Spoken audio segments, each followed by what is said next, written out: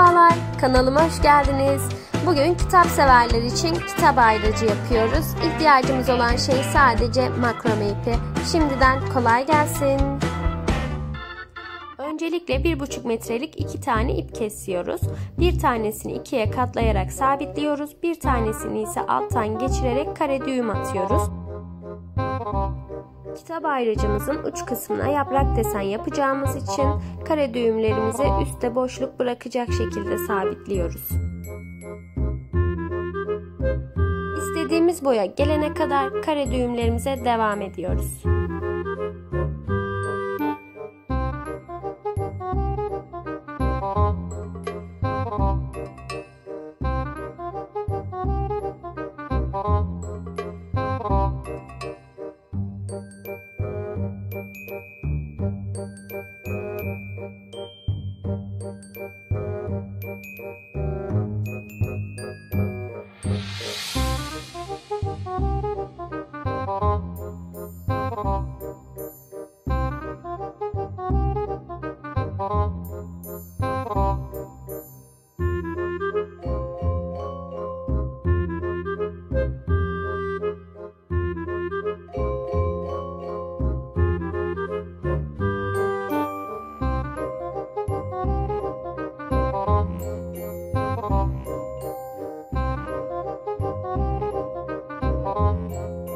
Kitap ayracımız istediğimiz boya geldikten sonra alttan sabitleme işlemini yapıyoruz.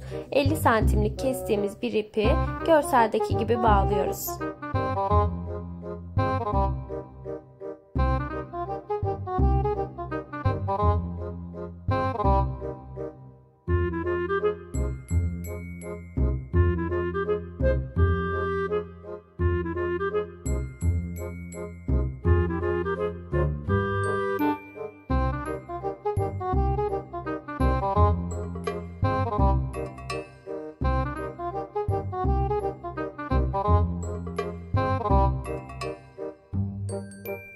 Daha sonra altta kalan iplerimizi kısaltıyoruz.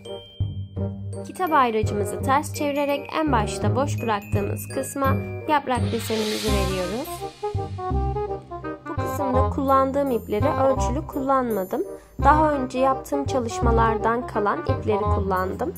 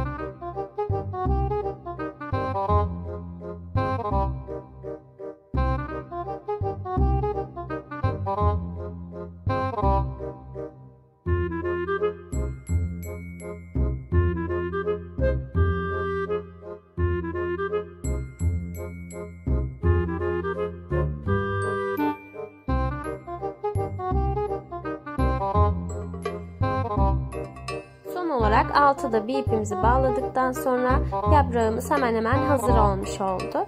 Şimdi yaprağımızın iplerini biraz kısaltıyoruz, tarıyoruz ve tekrar kısaltıyoruz ve kitap ayracımız hazır. İzlediğiniz için teşekkür ediyorum. Hoşça kalın, dostça kalın.